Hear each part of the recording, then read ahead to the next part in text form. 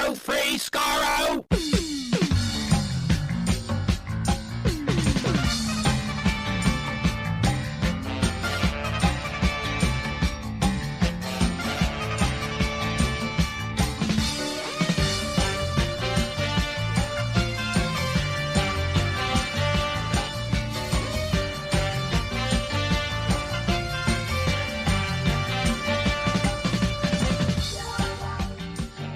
Hello, everyone. Welcome to Radio Free Skaro, episode number 927. I am Stephen in Edmonton. We're in Vancouver. And Chris in Edmonton. It's we're fully into October. There, just a warning out there, folks. The people who don't like spoilers, they are shooting Doctor Who right now in the UK. Night shoots right now. Yeah, I only went to look for things so I could tell you to stay away from them. But so I mean, the Radio Times even posted like a couple pictures of some on location stuff because it was out in public and things. But of Ncuti Gatwa in costume, in a different costume. That's we're not gonna say what costume. I think that's all I'll say. One. But yet another different costume. So when Gallifrey One comes around, about which soon, I bet you could put all the Ncuti Gatwas, even though we will have seen one proper episode with him in Doctor Who as Doctor Who. There could be like a group photo of 15th Doctor cosplayers, and there will be like 10 or 12 different versions of his outfit. And somebody is going to put all those into one outfit. That would be amazing and cacophonous at the same time. Yeah, it'd be very Sixth Doctor. Yeah. Except cooler. Yep. Because how could it not be? Yeah, looking forward to see what the cosplayers do with Ncuti Gatwa's looks in Doctor Who. Anyway, it's very exciting. Very exciting. I mean, no, I don't want to. I mean, we usually don't talk about set reports and stuff like that. But yeah, don't give away the game here. I don't want to give away a thing, but it fine, I won't. Or will I? Well, it's quite the existential crisis you're going to go in there. A little bit. I'll tell you. Okay, I'm not going to say why, but it looks like it's a Christmas special, which is great because if it's they're shooting a Christmas thing and it's not for this Christmas or the next, but I think the one after. So they are now shooting like Ncuti Gatwa's second series of Doctor Who, and I think they're starting with the Christmas special, which is not Christmas special 2024. This is Christmas special 2025. I think is fine with me. Am I right with that? I think I'm right with that. I think they already shot. I thought it was 2024. But... is this insurance in case Disney decides to pull the plug? I don't know. I'm gonna do 2025. Completely unsubstantiated speculation on my part. I've lost track. I've lost track of what they've shot. I feel like they've already shot. Or maybe this is they wrapped 14 and they're starting on 15. This is 24. That's right. This should be 2024. So like 12, 14 months in advance of it airing. What's great about it is that unlike The Runaway Bride, for instance, which is the most egregious example of it clearly not being Christmas when they're saying, "Yep, Christmas Day, sun's up, in the middle of the day, no snow on the ground." Like it's October. That's Confidential's fault as much as anything. Though. Well, no, if you watch they were celebrating the fact it was July, basically. Yeah, well, I mean, you watch Runaway Bride, like the way where the sun is. Like I've watched a few. Bad Hallmark Lifetime Christmas movies in my day because it's fun. You can just say Hallmark. Bad's implied. Yeah, and like they'll put the fake snow on the ground and everything, but like the sun is like directly above them in this kind of just no way this is winter, right? And you're watching Runaway Bride, and sure there's no snow, you can get away with that, but like, the sun is right top of the sky, like in Hallmark's defense, a sentence I thought I'd never say, they shoot it here most of the time, where if you shot at Christmas you might not get snow anyway. That's true. But it's but this is the great thing about shooting in October. I mean, England isn't the snowiest of countries anyway, but October weather and where the sun is, and they're shooting at night, so it doesn't really matter that much, but like it's easier to mimic Christmas weather with fall weather than it is summer weather, is what I mean. Do you honestly care, though? You're getting a Christmas story, a Doctor Who story at Christmas on Christmas Day. What the hell are you complaining about? Yeah, I know. It's exciting, actually. As I've said many times, I look forward to disrupting Christmas dinner to watch Doctor everyone. Who again. Although we still, I mean, we're recording this October 7th, unless Disney drops something later today. They won't. We still don't know when the specials are dropping / airing. When the festive special, Christmas special, is dropping / airing. Like what time of day even. So. Who knows? Who knows yet? Still, how we can disrupt our meals on Christmas Day and other days to watch Doctor Who. Be weird to see Doctor Who as one of those big ass tiles that they have, where they're pimping whatever the new thing is. I know. The sort of rectangular ones. Yep. Yeah. Well, remember people did mock-ups of those when it was first announced. Like, oh, this is what it's going to look like. Doctor Who on Disney Plus, and it's like, whoa, that's going to be crazy. Well, or will it? We're getting there. They just show. There's just starting that Loki show, which is apparently pretty much Doctor Who anyway, from what people tell me. People being internet writers, but so it's coming soon. Apparently, folks, Doctor Who on Disney Plus in a month or so. Exciting times. Also, in this episode, we should tell you that we talked to 3 people: Graham Kibble-White, Jack Kibble-White, and Stuart Manning, who have put together an upcoming book, which should be available for pre-order this week, called "Adventures in Type and Space," all about classic Who title sequences and logos. And I haven't seen it. In the interview, they showed me a couple things from it, and I ascribed them to it because it's a podcast and everything. Very much looking forward to this book.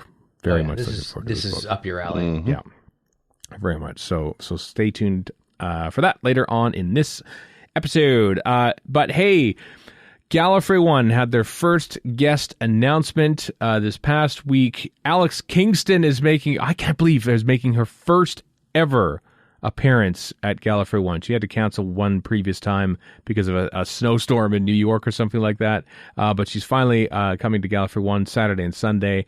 Lalla Ward is making her return. Segun Akinola. Very neat. Music for the Jodie Whittaker era is going to be making his first ever appearance. I can't believe that Eric Sayward, not only is his first Gallifrey One, it's his first ever convention appearance in North America. Yeah, that really surprises me, given all this stuff in the 80s and whatnot. But like he did a thing in Toronto, but it wasn't really a convention; it's more of a get together. It was a one-off sort of like an afternoon with Eric Sayward. Yeah. Yeah. But this is a proper convention appearance. But you mentioned like it was all those things in the 80s. I thought about that too, and I remembered, oh, wait a minute. Actually, JNT would drag his Doctor Who stars off to America, and guess who had to stay behind and actually write and mind the show? And that was Eric Sayward. I guess so. He was never given the opportunity. So. Also, Matthew Waterhouse, it's been a while for him, 2014. Fraser Hines, who has never been to Gallifrey One. This is his first. Nope, this is unique. Jacqueline King, who, of course, plays Sylvia Noble. And Nabil Shaban is making his first appearance, too, as well. Cool. Ray Holman making his. He had to cancel last year. He's going to come, but he had to cancel, but he's there this year. Jonathan Colley, who plays the War Doctor in Big Finish is completed. War Doctor series, the War Doctor Begins series. Mark Morris, James Goss, John Dorney, Gary Russell, Lisa McMullen, Simon Garrier, and Jason Hay-Gallery, all part of the first of many different guest block announcements for Gallifrey One in February. So, by which point we will have seen at least four new Doctor Who episodes. Neato. Yeah. So we can talk about them and dress up like people from... I wonder how many Toymaker cosplayers there'll be. And he's going to have multiple costumes too, so... Yeah, and all the steampunks will be like, finally. Because he's got some fairly steampunky looking stuff on. Yeah, that's true. Bring those ornate hats and goggles out of the closet. Thinking, or if you dressed as Jodie in her first episode with the goggles and the apron, you can just take that and use it for the Toymaker. That's actually true, yeah. I wonder if it's the same outfit. It's not, but... Maybe he's actually Jodie. Maybe it's a different regeneration. Was Jodie Whittaker's Doctor the Toymaker all along? That's the answer Jodie is no. That's Jodie Eraser. That's not that's not happening. So yeah. That sounds like your typical fan idiocy, frankly. Not even a theory, it's just idiocy. Mm-hmm. Indeed. So I have to bring it up. It's not linked to the show notes, but Warren sent me one this past week about there's some article or other postulating that perhaps Doctor Who and Star Wars is going to cross over for Doctor Who's 60th because David Tennant was in Ahsoka. That's the one I sent, but it's... Is it you sent out? Okay. Yeah. Chris takes credit and or criminal blame. Yeah. Oh, I only sent it because of how laughable it was. I couldn't... just shut up, Internet. Just shut up, Internet. I just couldn't with that one. I was like, yeah. When was David Tennant voice of that robot in that animated show that I forgot and therefore did not enjoy Ahsoka as much because I didn't know what the hell was going on? What was that? It was like 2010? It was post Doctor Who. But like 2016. It was a while ago. It was a long time ago. So yeah, that's why he's reprising his role from a cartoon show made many years. The best thing about the new show is probably his robot. So fair enough. But, yeah, his faux C-3PO. There's always a wisecracking droid in Star Wars, even if you can't understand them, like Chopper or R2 or BB-8. There's nothing inherently wrong with a wisecracking droid. But no, not at all. That guy from that depressing war movie, Rogue One. K2SO, he's great. K2SO, He's probably my favorite part of the whole thing. Yeah. He's the one who dies first. Spoilers for Rogue One, which of course, Rogue One featured Felicity, what's her name? Shagwell. In the lead. Can't remember her last name. Who, of course, was in Unicorn and the Wasp. Is there Felicity Jones? Yeah, Felicity Jones. Is there a Doctor Who tie-in to Andor, and is Unicorn and the Wasp going to feature in season 2 of Andor? K2SO is voiced by Alan Tudyk, so therefore there's a crossover with Firefly. Is a Firefly crossover going to happen for Doctor Who's 60th, even though none of them were in Doctor Who, but they were connected. Or more importantly, Alan Tudyk was in Dodgeball. Is there going to be a Dodgeball Doctor Who crossover? Is there going? With D as well, you see. Oh my God, you're raising. Could be a Resident Alien crossover. He's actually very good in Resident Alien. So, is there a Resident Alien he is. crossover with Doctor Who based on the fact that there was an actor who was in Resident Alien who was also in Rogue One with someone who was in Unicorn and the Wasp? If anyone's going to find this out, it's you. So just go and find it out. Can it be a crossover? Will there be a crossover? With The Empire Strikes Back and City of Death, because Julian Glover was in both. Will Pyramids of Mars feature in the next Star Wars movie because Michael Sheard was in Pyramids of Mars and played an admiral in Empire? Because Rise of Skywalker has Aid Edmondson in it. Clearly, there's a crossover between Star Wars and Bottom. Is Bottom going to is Black Adder and Lord Flashheart going to feature in Doctor Who's anniversary? Because Rick Mayall, who is no longer with us, was in Black Adder. It was with what's his name, who was in Bottom, who was in Star Wars, with Adam Driver. Is there going to be a Marriage Story crossover with Scarlett Johansson and Adam Driver in the 60th anniversary of Doctor Who? I got these all beat. Admiral Piet, whatever that actor's name was, played a monk in The Devils, the Ken Russell seminal film. So is there going to be a Ken Russell verse? Yes, it's a whole cinematic universe crossover with Teresa Russell from a movie with the title I'm not going to say in Doctor Who. Yeah, that's right. And William Russell. And William Russell. William Russell. Who was unrelated to Teresa Russell. Unrelated at all. Yeah. As far as I know. If we get to reverse vampires, this is all going to fall apart. Yeah, but The Devils is getting pretty close. Although, good movie though, by the way. Go see it. Oh well, you have a T-shirt that has the logo on it. Yes, I do. Yeah. Which one? The Devil and Miss Jones? What? Yes. No. The Miss Devils. Jones, aka Felicity Jones, from Unicorn and the Wasp, which will feature in Andor. We'll go through it. So stay tuned. 6 is going to be amazing with all these crossovers that are apparently happening. So. Yes, the thing you hate the most ever, keeping track of other crap, is the thing that's going to be in it. Yeah, hate it. Just getting tired. It's funny though. I mentioned this earlier when I got to it on my my pilgrimage, which I'm in Peter Capaldi right now. It's weird. It's kind of weird watching Peter Capaldi's Does he know that series? No, he doesn't know. He's crossing over. Did you see he's crossing over again? Did you shrink in him and? No, with Cush Jumbo. Peter Capaldi and Cush Jumbo are in a thing on Apple TV Plus in January. I can't remember the name of it. It's a murder mystery kind of thing, but they were both in Torchwood Children of Earth. So is there a Torchwood Children of Earth? No, when I, What What about Jessica Raine and Peter Capaldi in that Amazon show? That's right, Devil Something Something. Is that a crossover with both An Adventure in Space and Time and Hyde? Yeah. Yes. The answer is yes. These are all crossovers. And all of them go back to that kid from St. Elsewhere with the snow globe. And Call the Midwife. Yes. I was, when I was watching Journey's End, and all of a sudden, Sarah Jane Smith and Tommy Knight pops up. And, I've only been watching Doctor Who during this pilgrimage, and I haven't seen Sarah Jane since it first aired. And all of a sudden, who are these? Oh, right, that's right. And, if you hadn't actually, back in 2008, if you hadn't actually watched Sarah Jane Adventures or Torchwood, it's like, who are these people? Why are they here? And it's like, and I, at the time I was thinking, oh, well, they're all obviously from Sarah Jane Adventures and Torchwood. But now, I watch Ahsoka, and someone from some animated series pops on. Going, I don't know who this is. He looks like Grand Moff Tarkin, but he's blue. And but apparently you're supposed to know. Which would be fine if they explained it, but they don't explain it. They don't explain it, but they didn't explain it in Journey's End either. And so I'm thinking, I hope they don't do this too much in new Doctor Who. I hope they don't say, well, obviously, if you'd want, I feel like that's the only time that they've really done that. I feel like whenever they've had a returning character, they've explained it a lot or explained why you don't need to know about it. But that for the one, for the very few times that Doctor Who has just sort of dropped in spin-off characters without explaining anything. And it's like, in retrospect, I don't agree with that. So there's another thing I don't like about Journey's End. How much explanation do you think they're going to give the Toymaker given 3 of the 4 episodes of Celestial Toymaker are gone? Yeah, it'll be a brush aside. I met him earlier. He was weird. There you go. There's your exposition. Don't look it up. Yeah, because it's pretty much all you need to know. I met him before. It was weird. Now he's back. That's all you need to know. He controls toys or something. He's an inventor, whatever. And anyone who has never seen the Celestial Toymaker or watched the recon, read the book, listened to the the audio version of it, that's all. That's basically sums it up. I met him before. It was weird. Now it's over, and that's done.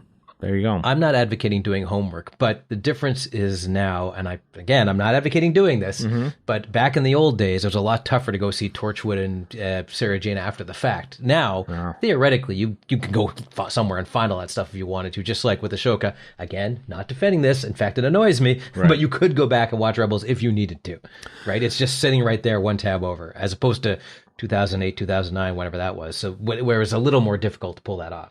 I suppose, although, let's say Star Trek Discovery comes out and says, oh, let's refer to this character from Star Trek Prodigy, and just go, oh, right. Oops. They won't be doing that. Can't watch that anymore. It's not on the service. Sorry. Anyway, on to the next thing. The Doctor, so the BBC is doing another watch-along, perhaps trying to inspire another reboot of Doctor Who sometime down the line. It's called the Dr. Donathon, which I have to admit is a pretty cool name, on November 4th, starting way in the morning in for us. So this is pretty much for you UK people. They're going to be having a whole marathon of basically Series 4 into... Series 4, I guess, and then maybe The End of Time, I guess, is probably in there too, because she's in there. Of all the Dr. Donna episodes, they'll post a schedule where because there'll be breaks and stuff in between episodes, where you can all watch along in the UK, and also there'll be an in-person screening at the Genesis Cinema. Is that an actual cinema or is it a cinema chain? I don't know. I'm just reading off the copy here. Chris, do you know this? I don't. Okay, good. It's a competition that's open to UK residents only, though. But you can watch it all in attendance. You can watch the entire series of Doctor Who in a theater on November the 4th. So there you go. If you want to watch all those episodes synced up, but you can't. The funny thing is that it says, oh, well, if you can't watch it around the world, you click here. And so you click here on the Doctor Who, the official Doctor Who website. And we're in Canada. It says, you can watch Doctor Who on Crave. It says, no, you can't. Oh, you certainly cannot. It's been gone for months. So Genesis Cinema looks like it's a one-off thing. Oh. In East London near East London. Stepney Green. Interesting that they went to the Genesis Cinema. So is there going to be a 60th tie-in with Genesis of the Daleks and indeed the band Genesis. It's actually in a hollowed out cave. What we did there, we did. Is Genesis going to reform with Peter Gabriel in his funny Thought costumes or something during the 60th anniversary of Doctor Who? I think so, based on what I've read here, the fact that they're playing at the Genesis Cinema. So, November the 4th. November the 4th is Dr. Donna Day. By the time we'll probably be recording that day, they'll be like, they'll be up to the Sontaran two-parter, I think, by the time we press record. So, well. Yeah. Be alive. We'll do a live commentary that week. It'll just be that. We'll just be watching half an episode of Doctor Who, and then that'll be irrelevant by the time it comes out.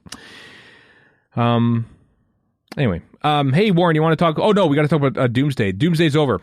It's done. Don't have to worry about it anymore. Done. All right, on to the next thing. So the last installment of Doomsday is out now. It's a short story on the official website, and so you can read it. And there we go. It's done. Yeah, Doomsday. that's that. The long journey is over, everyone. You don't have to worry about it anymore. No spoilers, but it's done. So on with the rest of the 60th anniversary. I have yet to hear anybody who's I think it's a 59th anniversary thing in my head. In my head canon, it's a 59th anniversary celebration. I see where you're coming from. Chris, I know you finished the game, the Apple Arcade game. The Doctor Who one I'm talking about here, and I kind of petered out, but occasionally sort of slip back in, and they would occasionally do like these little event things, like the rolling of the dice thing, and then like this other thing that would be you're trying to save Vasco da Gama on his ship or something or other. But like the past few weeks, it's like that's been just not there, and I just feel kind of like, yeah, let's just let that one fade away into the background while we actually do the 60th anniversary. I feel like anything sort of put out in the last year leading up to this anniversary is kind of like, yep, let's just close the book on that so we can focus on new stuff. And that's kind of what they're doing. So, and that's fine. That's perfectly fine. Hey Warren, I got some more action dollies for you. Action, even though Bookshelf Doctors is on a bit of a hiatus right now. There are new auditions for the cast. 3 new sets are coming out for B&M stores in the UK. The first off, Warren, the Deadly Assassin. Oh yeah, this one I'm tempted by. Also, I'd just like to say that Matthew Toffolo has announced Dolly news incoming. I just find it spectacularly funny that me using this term over and over, I think, is what caused everybody else to say it too. Maybe I'm being a raging egotist here. I'm not sure, but I think it might be the fact that I refuse to call them action figures that maybe a little bit influenced everybody else calling them dollies. I hope so anyway.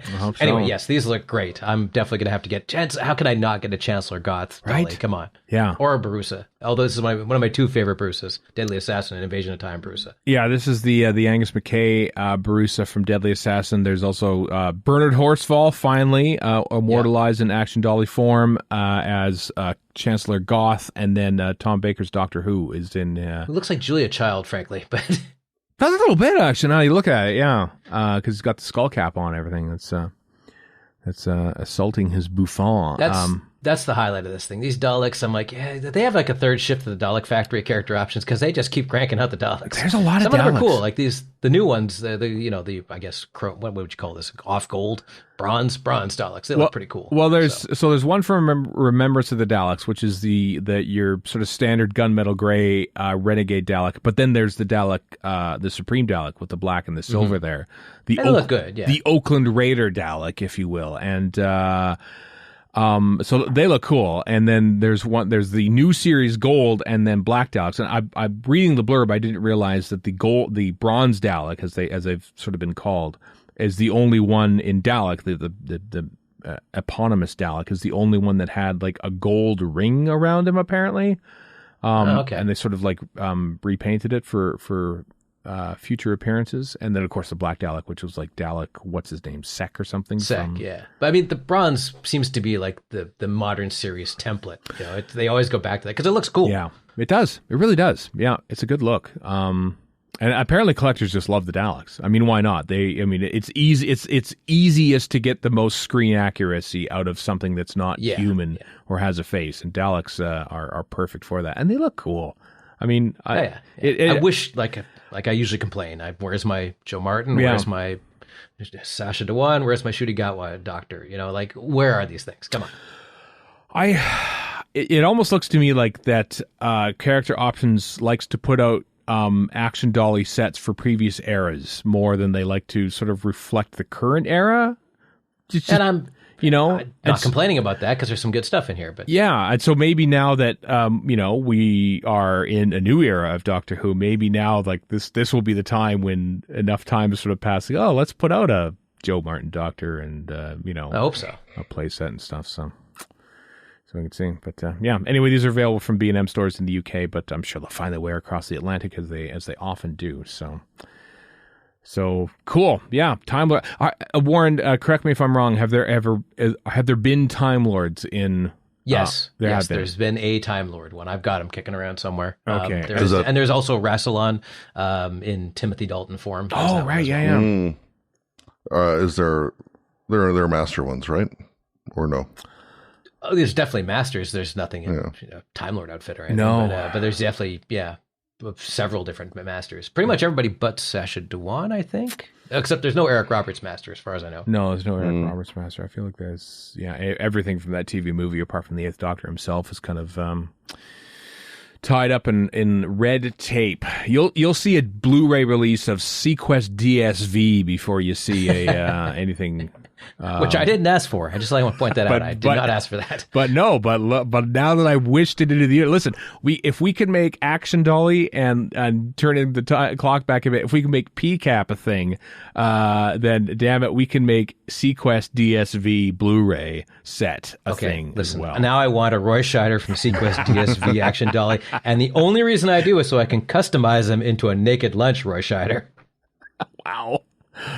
You can't find that. You have to actually, what you have to do is you have to, spoilers for a almost 40-year-old movie, you have to actually peel out him out of a Monique Mercure cover because he's got a disguise as Monique Mercure, Quebec film royalty. Wow. That's a deep cut.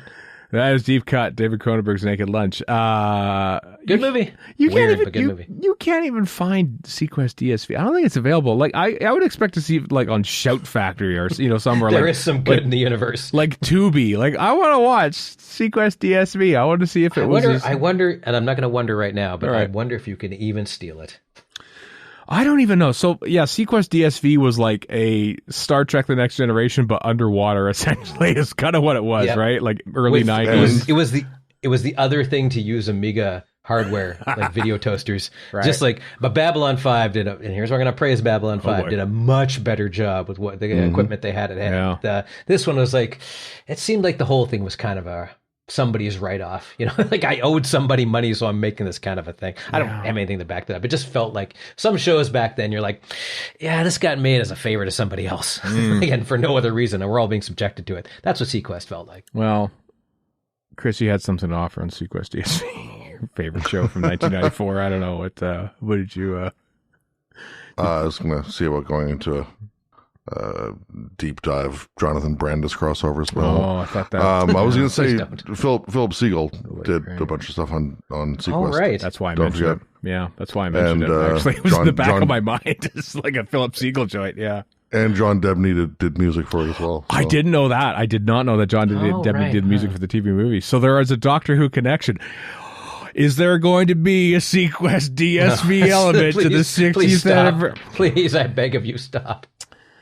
Well, I mean, after having done The Star Lost and then Blind Passenger, that Norwegian 1978 sci-fi, now obviously I'm turning my direction onto Sequest DSV. No, don't, no.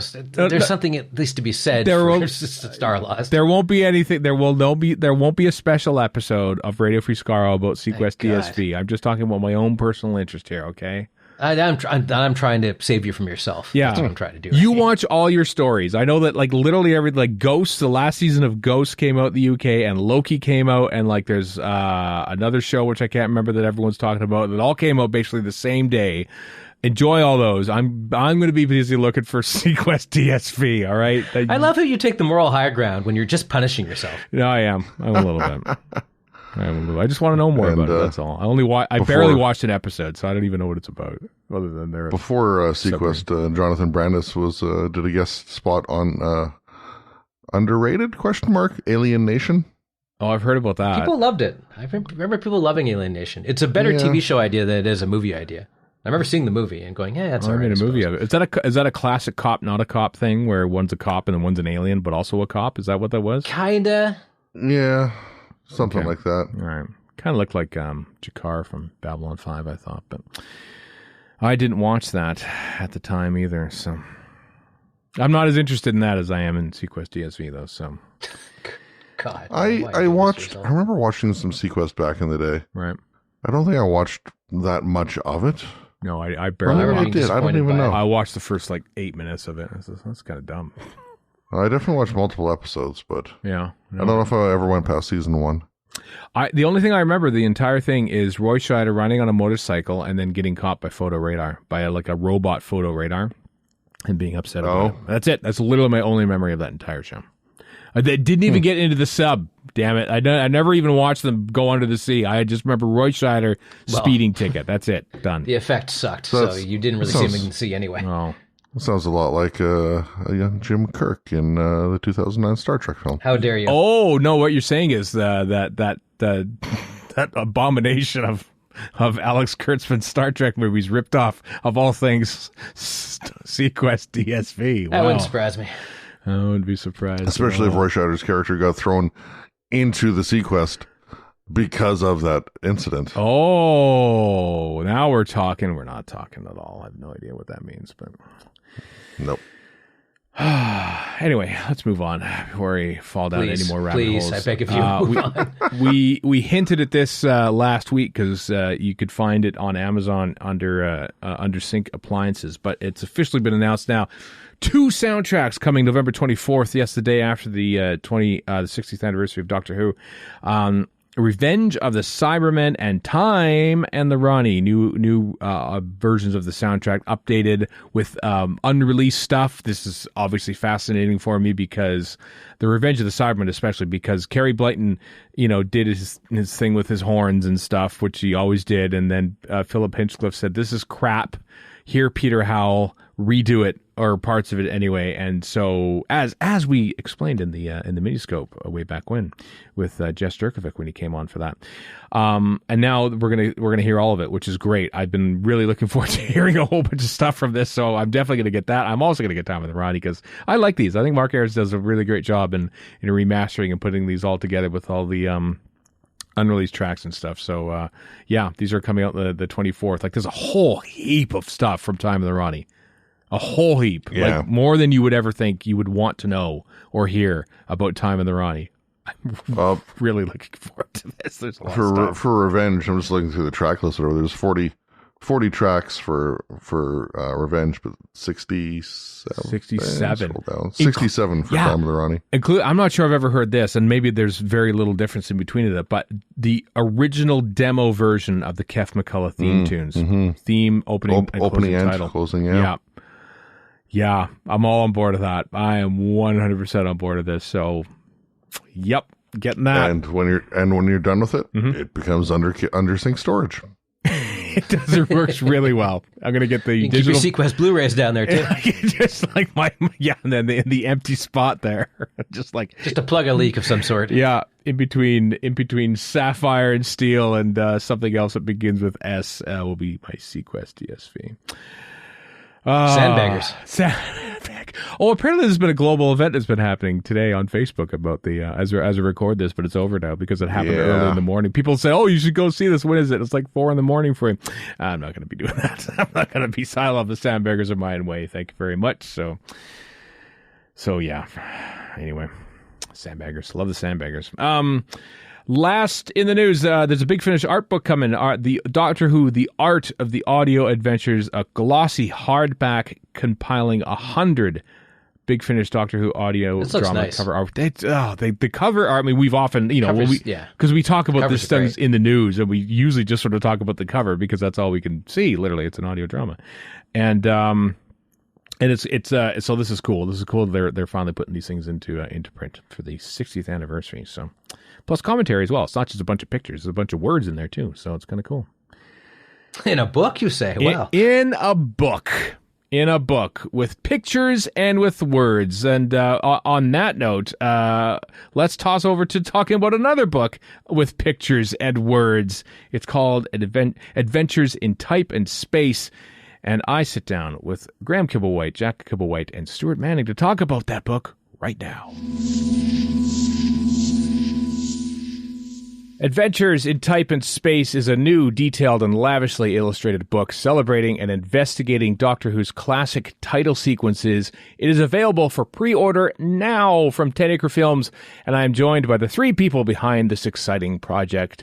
Talented artist and writer Graham Kibble-White. Hello, Graham. Hello. Thank you for that.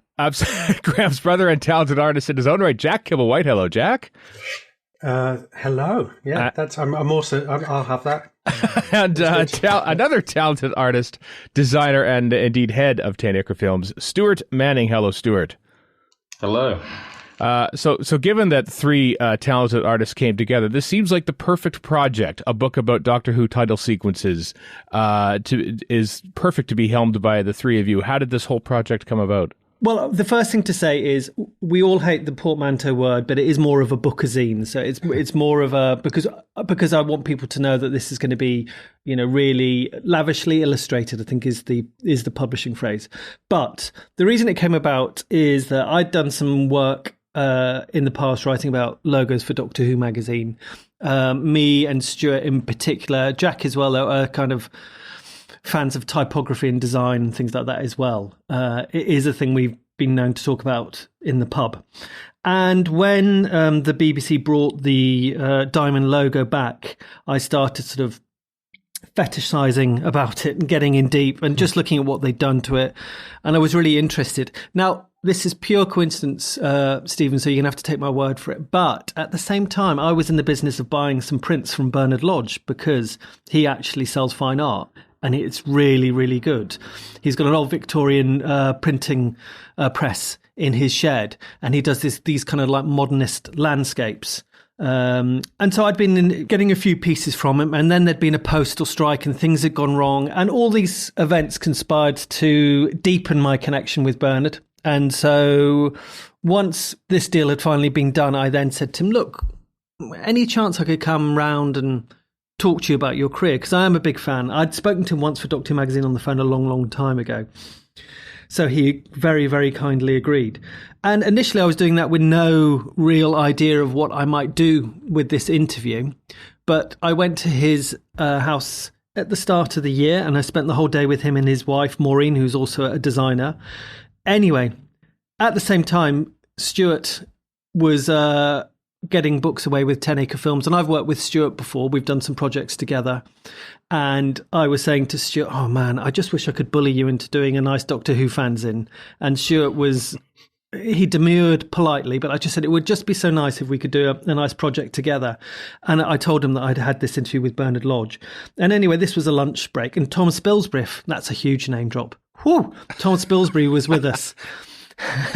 But and we'd gone for coffee together, and then afterwards, as I got back to work, it was in my lunch break, Stuart sent me a text and said, if we did ever do something like this, it would have to be called Adventures in Type and Space. And I thought, okay, now you've said that, we can't not do this thing. So that's where it got going. And then from the Bernard Lodge, that was the core interview, and then it's kind of spilled out from there.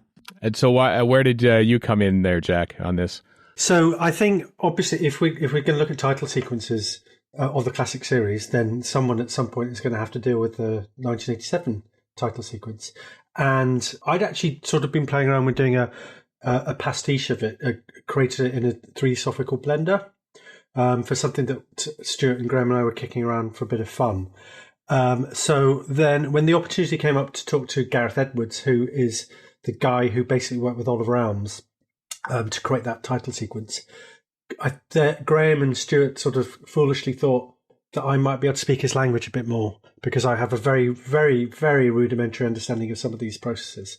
So I was kind of roped in as the guy who might be able to talk to him in a bit more technical detail. And then after that, in discussion with these guys, I then got a little bit more involved. I would say I'm the kind of minority shareholder in this enterprise. But in addition to interviewing Gareth, I then got really super interested in slit scan, because again, using 3D software, I started to think, can I recreate the analog process of slit scan using current 3D technology? Quick answer to that story is no, but it did get me sort of interested in slit scan, which obviously plays its part in Doctor Who title sequence history as well. And Stuart, I mean, your name first sort of entered Doctor Who circles with your wonderful poster art for some of the Peter Capaldi episodes and everything. And so this, I mean, and then you started 10 Acre Films books, and there's a lot of great books in that line, most of which we've talked about over the course of the past few months in this podcast. But this feels like a culmination of finally something very much more of a graphic presentation for 10 Acre to be publishing.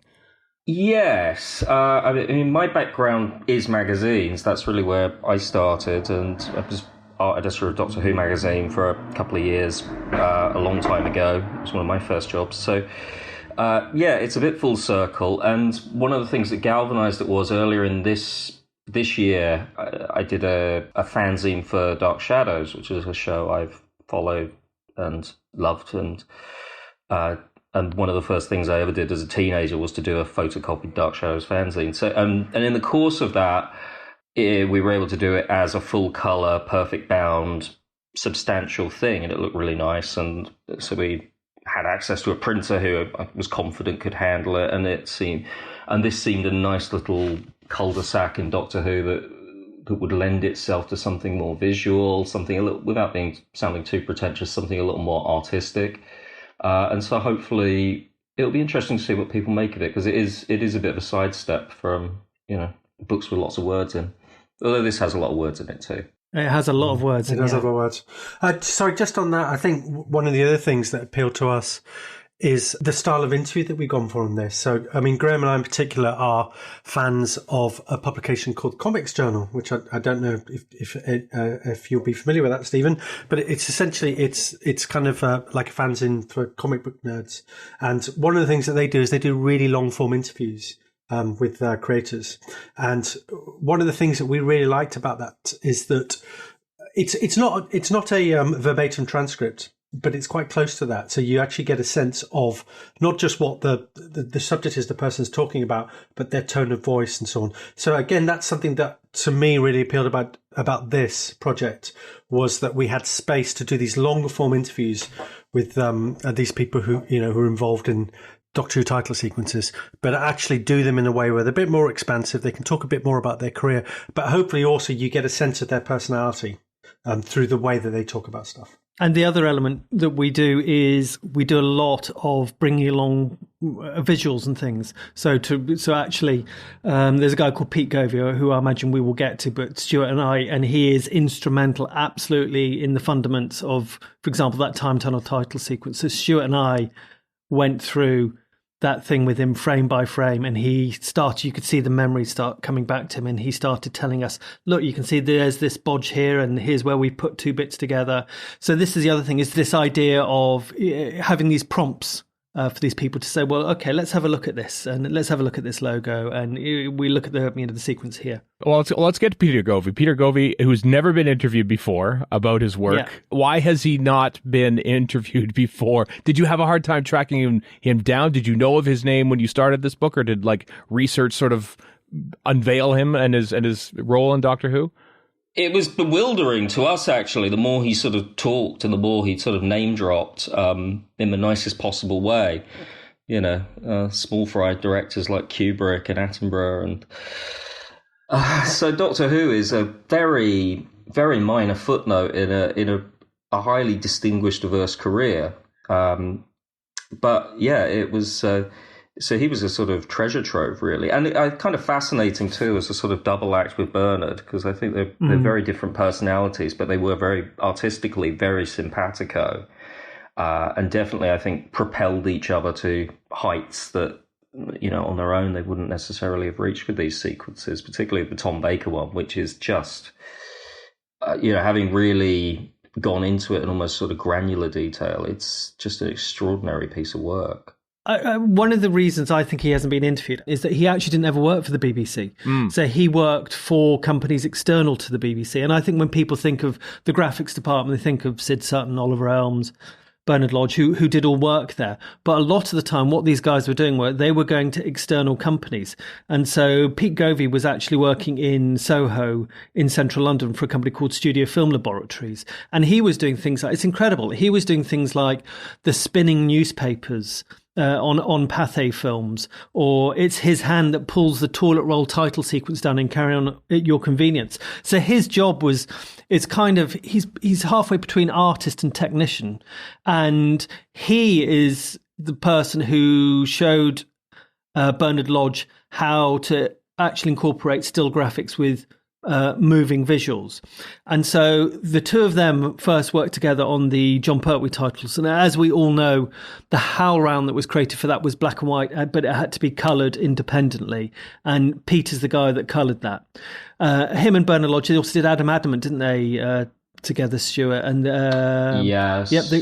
And they've done a was it David Copperfield? David Copperfield, which is the first time.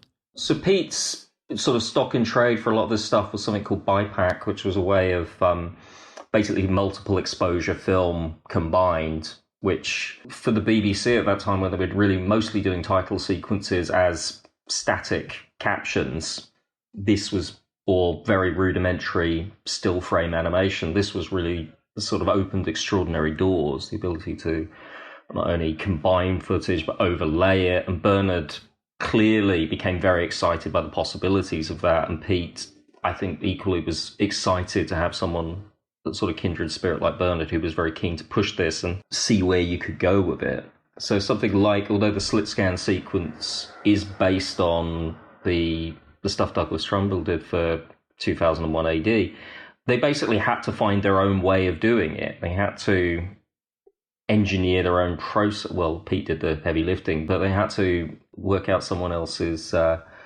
gag and find their own way of doing it. So it's a really interesting mixture of sort of innovation and improvisation with, a sprinkling of art. That's the thing that joins it all together. And Pete, it has to be said, he could almost be, I don't mean this unkindly, he could almost be a character in EastEnders, couldn't he? He is proper old geezer. We met him in a beer garden.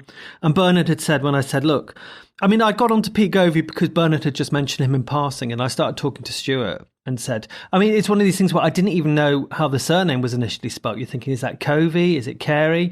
I rattled Toby Haydock's cage, and he was like, no one knows who this guy is. And then I think we found him on Company's House. But if you go to IMDb, Pete has, I think, 2 credits. He does, yeah. He doesn't have 2 credits. He has credits in the hundreds. Yeah. But in terms of things, it would be the company that got the credit. And on Doctor Who, they didn't credit it at all. So, yeah. I mean, it was mainly General Screen Enterprises and Uxbridge. And I think Bernard has said in interviews before, in the past, they went out to a company in Uxbridge. So he was just thinking, well, who was that company? Who did he work with? And he and Pete are this kind of, in the same way we talk about later on Oliver Elms and Gareth Edwards, I think it's a similar double act. Pete, I think, brought as much as Bernard did. And so Bernard would say, I think this is the way to do it. And Bernard's a technical guy, so he had slit scan mostly figured out, but Pete had the equipment, he could put it together. They start, if you think about Pete later on, he did all the matting on the Christopher Reeve Superman films, for example. He worked with Sol Bass. He worked on Bernard's footage because Bernard did stuff for Blade Runner, and Pete, did the post-production on that. And so the real thing was, I brought along a computer and we just went through that Tom Baker sequence, and he starts saying, first he says, do you know what? I don't know what we did. And then he says, oh, there's a matte line. And you're like, what? And he says, yeah, there's a matte line. And you can see we did a composite. And whereas for all my life, I've thought that sequence, because it's so beautiful and perfect, you just sort of think it's just one effect going on. It's not. It's loads of different things pasted on top of each other. Most of the time, I think Stuart knows this better than me, the screen is in quarters and you've got a different thing or something flipped from one quarter to another. It's a 4-way composite. And even talking about how they do composites is absolutely crazy, how they did that back in the day. It's projecting thing to another camera and another camera filming the projection. It's absolutely insane. I wasn't there when the guys interviewed Pete, but I got to listen to it. And the thing that occurred to me is that, there has been, I think there's a DVD extra where Bernard talks about how the slit scan process works.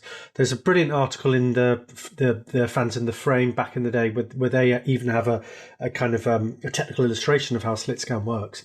But when the guys are talking to Pete Govey, what becomes apparent is that the actual slit scan process is just one part of the overall thing. And I think this is what makes it almost impossible to fathom how they did it.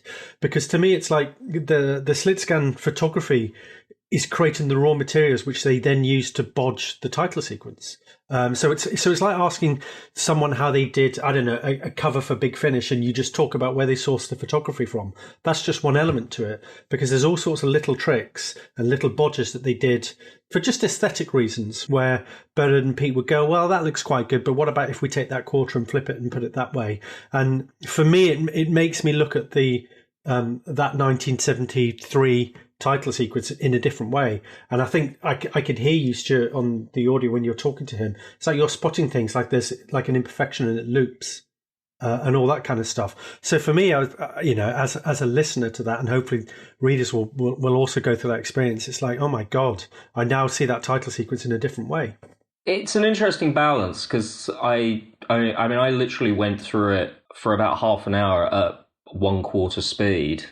So it's frame by frame. So you really can see the frame changes. And, I don't want to spoil the illusion for people, because it is a beautiful organic thing, and that is how it should be appreciated. But equally, I think the rough edges, and they're very well hidden rough edges. I want to emphasize that. I'm not trying to detract from it, because I think what was done with that technology was extraordinary. And also, I think one of the things I think it does deserve a lot of, doesn't get talked about but should, is they were basically adapting cinema techniques for small screen. When all the 2001 visuals were done on 70mm film, so that when you reduced it, you had no degradation of quality. You reduced it to 35, I should say. The Doctor Who one is done on 35, and the multiple passes are so that you don't have a horribly degraded image, because if you do 3 print downs, as you might, you're then down to 8mm resolution, in effect, or something approaching that. So there's a really interesting sort of balance going on, a sort of tug of war of how do you do this thing from these generated elements, which is the slit scan footage, and then it's how do you actually put it together in a way where you don't sort of make it look like it's been shot for a cheesecloth. And it's a really interesting technical balancing act, how those two things are done, so that you have one 35mm negative at the end that basically has combined all this stuff. That's really where Pete was an absolute genius. And he was talking to us about things he did on the Attenborough Gandhi film, or Sam Peckinpah film that I can't remember the name of. Actually, this is the thing that is on YouTube. If you have a look at the opening of Gandhi, there is a sequence which is a funeral, and it's a mass funeral for Gandhi. And Pete talked us through that, and that whole thing is a composite of shots that were taken, 4 days apart, with also different weather conditions, where they have people on the road on one day, and then they have people flooding the streets on another day. And he said that, because they did have the camera kind of locked in, but of course over 4 days it's moved slightly. And and you look at the thing, and he's also had to do things like he's had to what you would do now with CGI, he's had to do a bit of copy and paste with people. So he says you can see the same turbans popping up because he's using the same footage across the whole thing. You just look at that and he is so expert. It's kind of expertise that you don't maybe need anymore, but the way he did it and using analog technology is just incredible.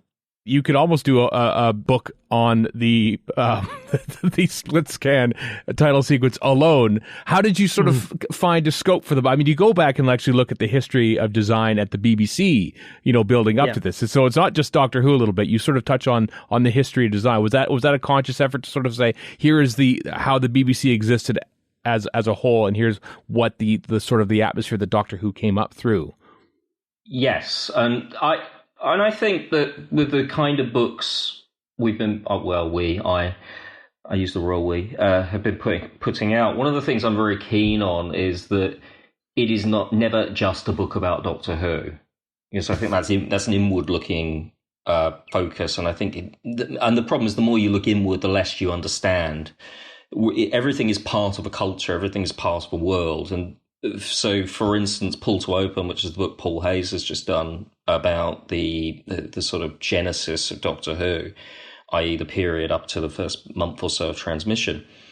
The thing that he was really keen to do and really appealed to me was this idea of, let's actually, rather than summing up someone in 2 sentences what they've been doing up to Doctor Who, let's actually really look at their career, really understand the world they were operating in, the creative world they were operating in, and see it through their eyes. And the minute you begin to do that, you see connections. You will understand things that otherwise, now, admittedly, these are deep dives. These are connections that possibly the layperson isn't much bothered by and doesn't need. But I think we're at a point, particularly with Doctor Who, where it's so thoroughly documented that these deep dives, I think that's the only really term I can think of to describe them, I think have become more interesting, and I think they yield more interesting material, and Pete is a real example of that. I think he's someone who, although we talk, obviously, the majority of the conversation is about him and Bernard and Doctor Who, I think we're sort of touching on whole technologies of that era. We're touching on a whole culture of how things were made, how things were creatively put together.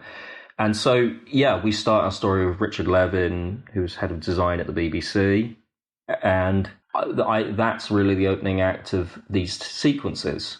It may take 10 years to get there, but I don't think you can fully understand them or really discuss them from an informed point of view without that, if that doesn't sound too didactic.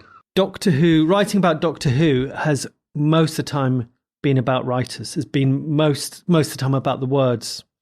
And there hasn't been so much stuff done about just the visuals. And, the Bernard Lodge interview was the starting point here, and you start investigating things. As you live with the interview for a while because you're transcribing it, you start writing it up, and you start thinking, oh, well, who was this and who was there and what was going on? And so, yeah, as Stuart says, I mean, it's not a huge piece, but we start in 1953, which is Richard Levin, and he arrives at Television Centre. And at that point, they don't actually have a design department, and he has to put together an argument for why BBC Television needs a dedicated design department. And when he joined, captions and titles for every programme were turned out by one person with a machine that was normally used for making department store price tickets. And they had a choice of only 2 typefaces. So you think, well, that's it. And he is the impetus, and he's the one who then says, okay, let's now start looking at graphic design.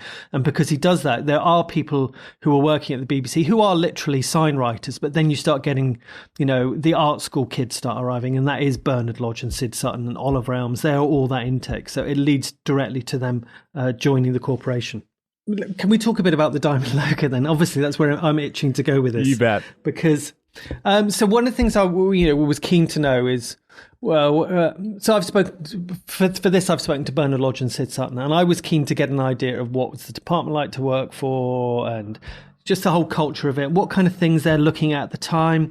And I think Bernard admits that he was very influenced by Sol Bass initially, but then when we get to the 70s, and he's left the BBC for a little while, and then he's come back because the BBC's gone colour, and he said, oh, well, it'd be great to do some title sequences in colour. And he's getting into, Pushpin Studios, which is a New York design agency, and their thing was very much bringing back Victoriana, which starts to explain this kind of strange sort of stained glass design idea he has.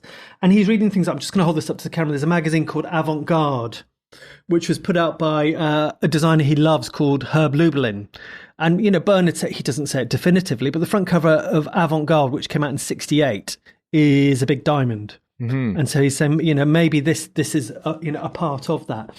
But he talks so passingly about these logos that, I want to get into the details of how do you get all the letters to line up, and Doctor and Who have strange letter shapes, and he doesn't really talk too much at length about that. But what he does talk about is how he puts it together. And this is something I wanted to share with you, because during my conversation with him, we're talking about the Diamond logo, and at one point I show him the new Diamond logo, which has precipitated our coming together. And he wasn't even aware that his design was back in circulation. So he's absolutely thrilled about that, which is lovely. But as we're talking about the technology and, okay, so how did you get it on the screen? And there's a lot of color gradation in the Diamond logo, isn't there, as it fades away? And he's talking to me about this stuff and how he did it. And then he says in passing, I think, I've got a print of it somewhere. And I kind of thought when he's talking about this print, this line block, it's something he did latterly, because printing is now what he does. That's what he's interested in. So he goes off to try and find it, and he can't find it. So I'm thinking, well, I don't want to run the clock down on my interview by waiting for him to find this thing. So let's get on with the interview. So we get on with the interview. And then a couple of weeks later, I email him and say, did you ever find that print block, by the way? Because it might be, fun to see what you did with it or whatever. And he says, yeah, I did. And he sends me a scan of it. And I have a look at it and I composite it over the title sequence. And I think, God, that fits exactly. He's really gone to town making this fit exactly.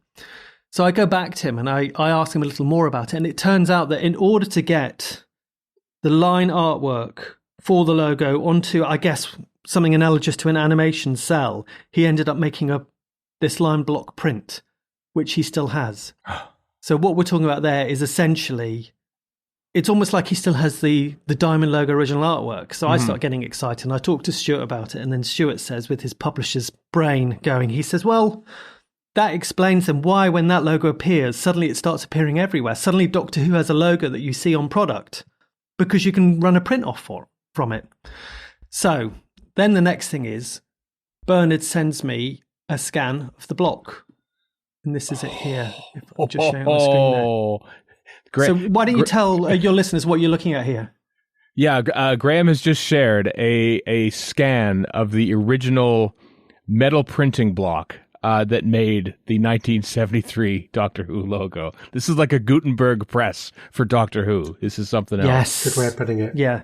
Well done. Yeah, it's beautifully put. So the interesting about Bernard is that I cannot communicate to him the value of this thing. I say to him, this is incredible. He has actually, I had a little look at some old interviews with him and he's mentioned it passingly in old interviews. So I'm really lucky that I was just the one that kind of followed up with him. So then we say to him, well, would you run off a print from it? But would you maybe do a few for us? And he is actually quite resistant because he's like, there's nothing artistically of interest in this. So the one that you're looking at there. So what we're looking at his line block, which is obviously the Doctor Who logo in reverse. And then we're looking at a print from it, which we've got on facing pages. So what I did manage to persuade him to do was to run off a very, very small number of Doctor Who Diamond logos and sign them. And so when this bookazine goes on sale, what we're going to do is we're going to slip one of those prints into a random issue. Wow. So it's taken from the original, as you said, the Gutenberg press of Doctor Who, and it's signed by Bernard Lodge, and that is going to go out in a random copy. It's a golden ticket. It's not just signed by him, but he's actually made the print. He's made the print, yeah. He ran the print. Yeah. So it's from his original thing that he used on TV. He's taken it out into his shed and he's printed off some new ones. And then signed it. That is amazing. How big? Okay, so how big is this? I can tell you how big the logo is. I can tell you at last. It's the question no one dared ask.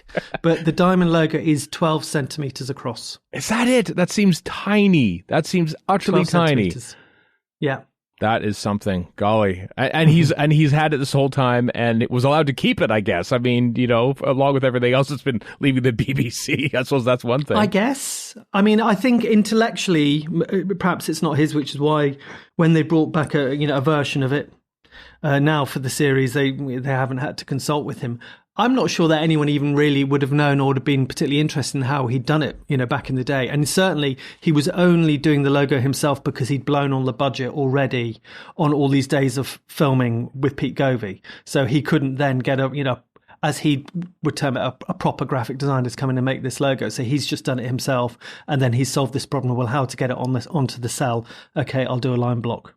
The other thing I particularly wanted to talk about, if you don't mind, is the work on the first title sequence as well, which is of equal interest. And I mean, this has been in the public domain already, but I feel like it hasn't really had a lot of purchase, which is that the Howl Around title sequence, that very first bit of Howl Around that you see on the William Hartnell titles, where you sort of get these two sort of wispy arms come up and go up in the middle of the screen, that doesn't come from Doctor Who. That comes from another show called Tobias and the Angel, which was a made-for-TV opera that went out in 1960. And so we've gone into this. We've done what we describe as an oral history of Howl Around. I've had a look at the often contradictory accounts of how this thing came to pass. And my understanding of it now is that sometime in early 1960, Norman Taylor had a bit of time in between two camera setups. He did a bit of experimentation, and he discovered this Howl Around effect, which he then took to his boss, Ben Palmer, who thought it was interesting and went to BBC presentation saying, here's a nice kind of little effect that, you know, you could maybe use in an intermission. And they had said, well, it's not reliable enough. And so instead, he was then brought in to work on Tobias and the Angel, and he used that in the title sequence for Tobias and the Angel. Now, somehow, one would assume it's Verity Lambert knew that this footage existed, and there is, again, thanks to Toby Haydock, there is a little requisition form where she's booking an edit day, and you can see that she's written in her own hand Tobias and the Angel. And she had a guy edit this raw Howl Round footage together to make the Doctor Who title sequence. So that might have been where the story ended. But then she says to Bernard Lodge, who wasn't actually the first choice to come in and do Doctor Who, the original designer she went to was busy and said, Bernard, could you do this? But she said, could you just pop the words Doctor Who over this? And Bernard looked at it and said, well, I really like this effect. Wouldn't it be nice if we could actually do something which incorporates the Howl Round and the letters? And because of that, they then have to do a special day shoot with his graphic of the original Doctor Who titles. And he chooses a very clear font so that it's not going to fight with this Howl Around effect. And he basically causes the show a huge bill because they have this extra day of filming, even because there's this edit already that now exists that would have been fine, but instead he generates new Howl Round. He then edits it all together using all the new footage that he's got from this session. Verity sees it and she says, well, that's great, but the best bit's not in that, which is, I like the bit at the start. And so he then has to go back and get the Tobias and the Angel bit at the start and basically put that as the bit at the start of Doctor Who. It's easy to get lost in the 60s and 70s, but you also do focus on the 1980s, like the Sid Sutton stuff, which is the time period where I became a super fan of Doctor Who. So I hold the neon logo era in great esteem. Was there a lot to sort of uncover when it came to chronicling that time? Well, with Sid Sutton, so I had got in touch with him by email, and actually, really, the gist of this conversation with him is more, what was the unit like that you were in? How were the desks arranged? What was it like to work on? And he talks a lot about things like BBC presentations. So incredible things like, when they were setting up BBC idents, like the spinning globe, that literally has to be a globe that could almost spin in perpetuity, because back in the day, they wouldn't have it on video that they can just, okay, now we're going to a break between two shows, doink, let's throw up our globe. They have to instead go, doink, let's cut to a live camera where this mechanical thing is going to be whirring. So they didn't just have to make nice designs. They had to make something that is going to run literally like clockwork. So with Sid, I think what we get there is we get a sense of his ethics, his approach to work, what he felt about working at the BBC. And of course the Oliver Elm stuff, which is the first brush with computer graphics as the classic series winds down. Jack, you were sort of spearheaded that a little bit. Tell us about the process about diving into that.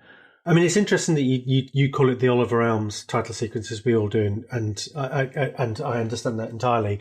From having dug into this, and Stuart and I had an amazing conversation with Gareth Edwards, I think we came to the conclusion that it's kind of 70% Gareth Edwards, 30% Oliver Elms.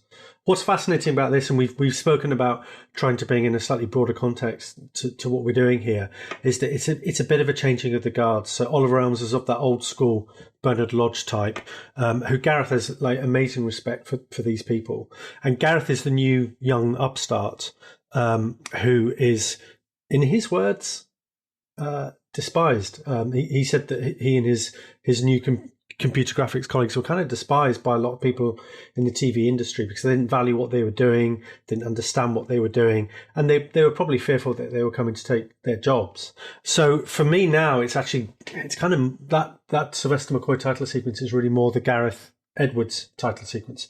So in terms of talking to him, he was pretty easy to track down.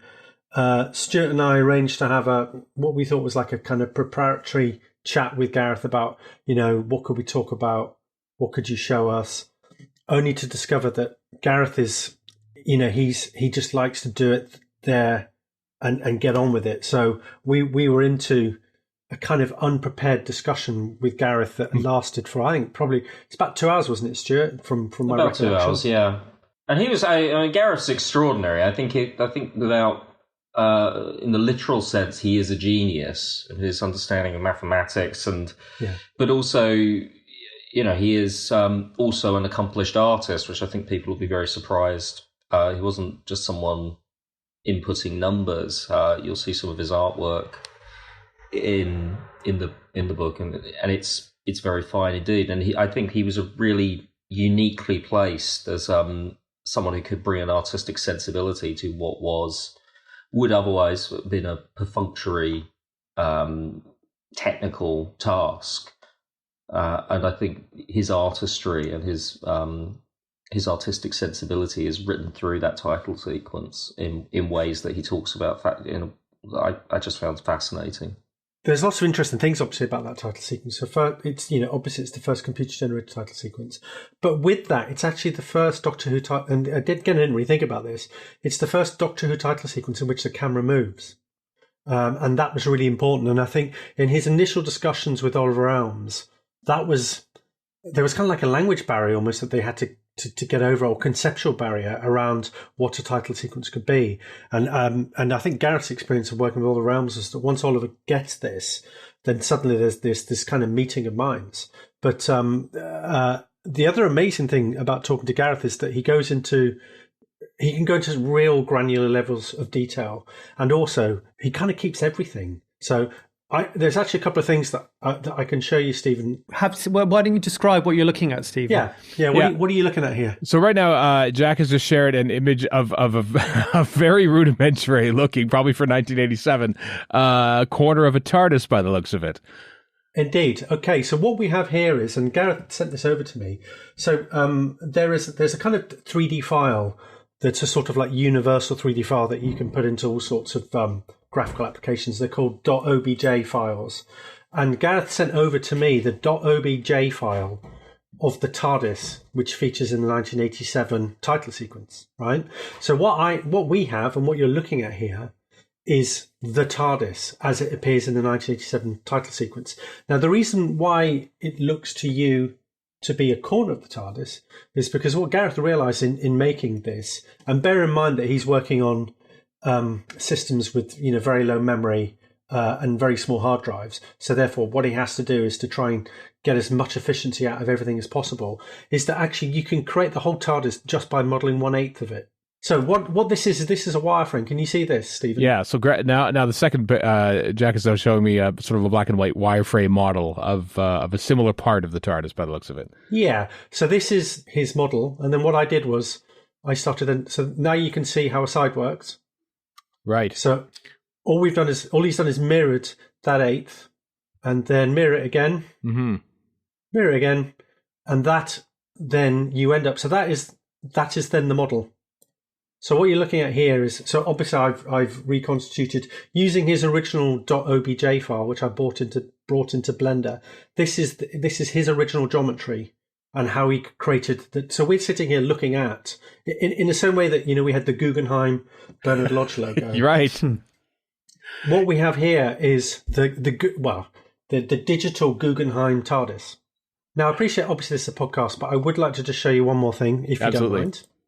What are you looking at there, would you say, Stephen? Right now, I'm looking at a star field with a circle indicating a part of a nebula or something like that. Okay. So just to give you an indication of how much into the weeds and the detail we went into some of these conversations. One of the things that I was really interested in, and we asked him about, was you know the bubble in the title sequence, right? What's it reflecting? What is it reflecting? I don't know, actually. Okay.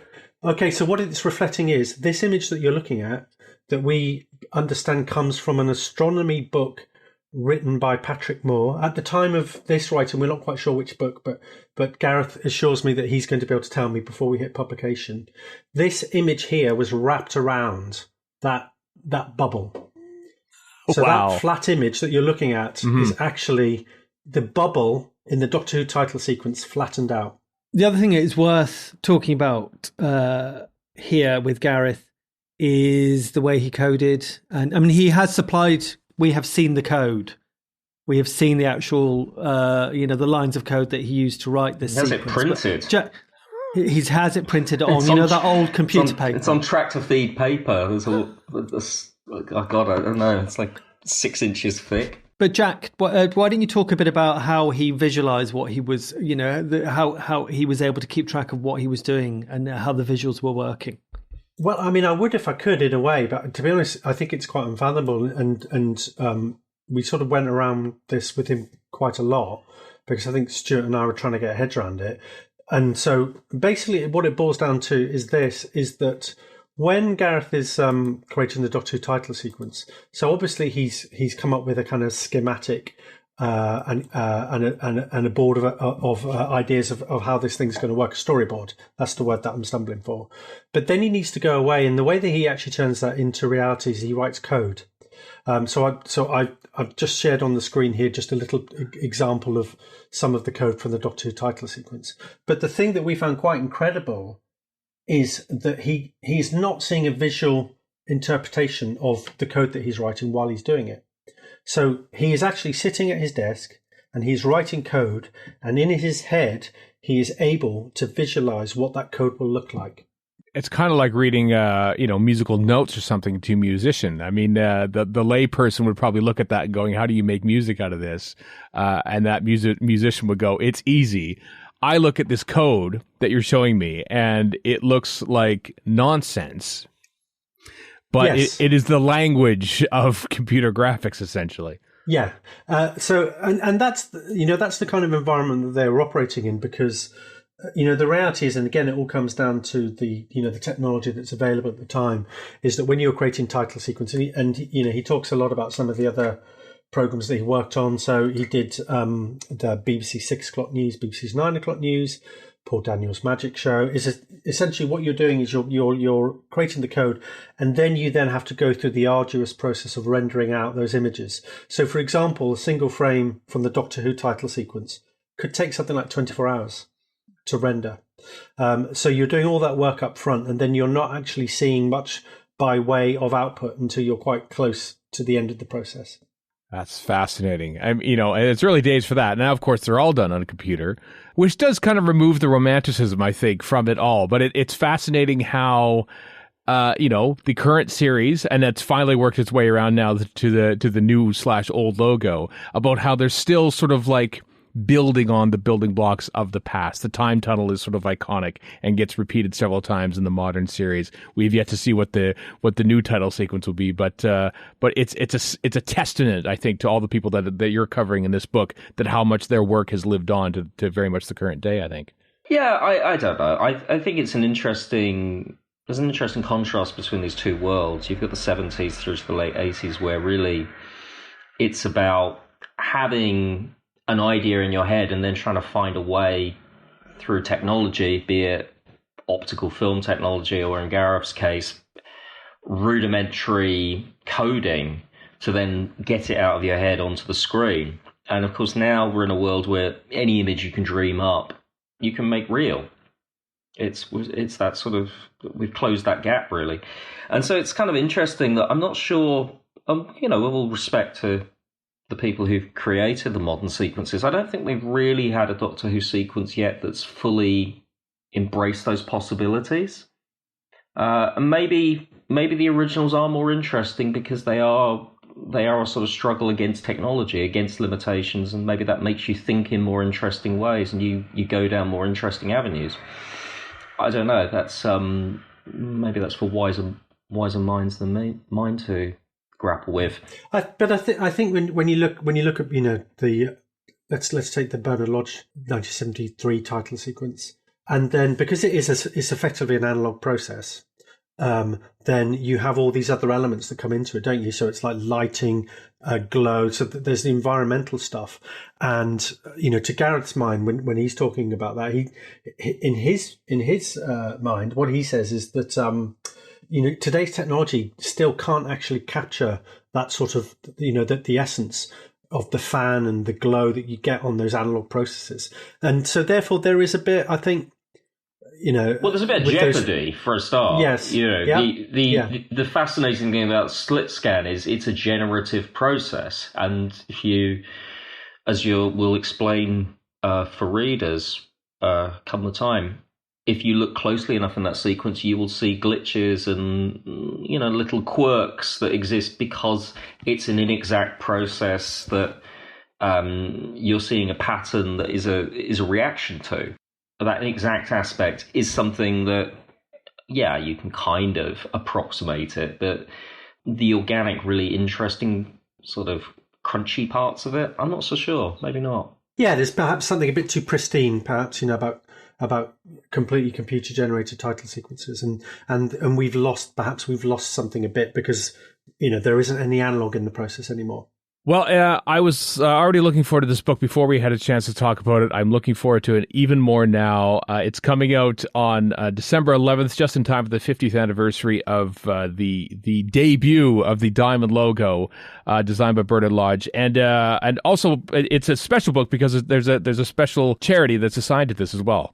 So yes, this will benefit charity, and Bernard's nominated a charity, and he's the sort of granddaddy of the title sequences. So his chosen charity is UNICEF, and so proceeds will benefit that. And it's we thought it'd be nice to sort of do a good deed in the name of Doctor Who's 60th. So it's all for a good cause. A good book for a good cause. Adventures in Type and Space, available for pre-order now from 10 Acre Films.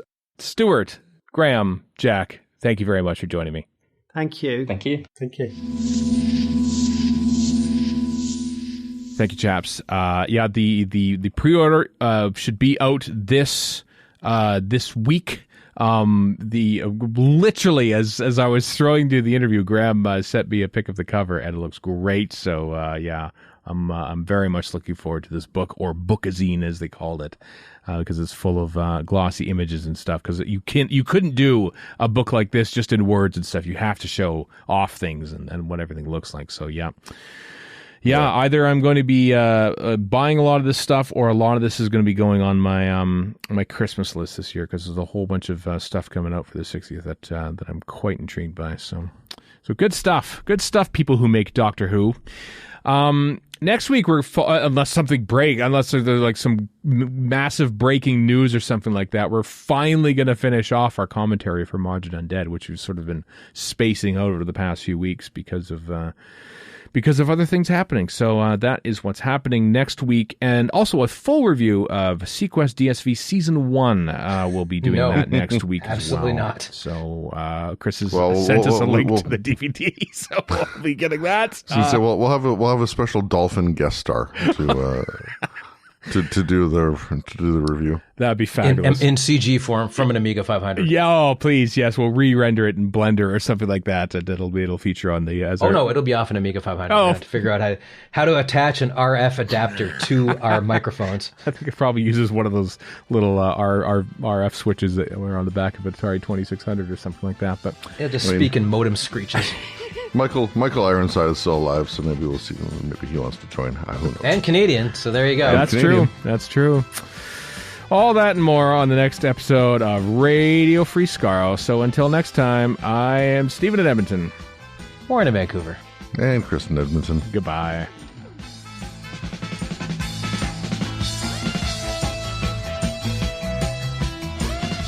You've been listening to Radio Free Skaro. Find us online at radiofreeskaro.com. Follow us on Twitter and Tumblr at Radio Free Skaro.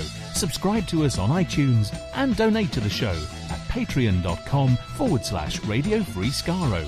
Thank you.